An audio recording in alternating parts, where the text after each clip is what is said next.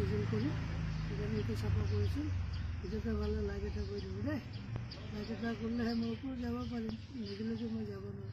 আৰু মোৰ ভিডিঅ'টো আপোনালোকে চাই থাকিব, বেলেগ বেলেগ বস্তু দেখা পাব, চাই থাকিব দেই।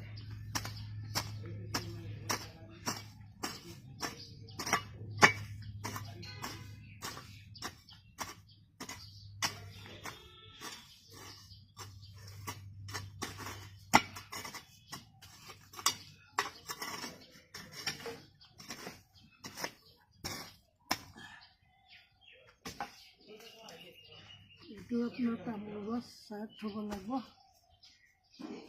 তামোল গছবোৰ চাইড থ'ব লাগিব, নহ'লে আপোনাৰ কি পায় আজিকালি গৰম পৰিছে ন, চাইড থ'ব লাগে।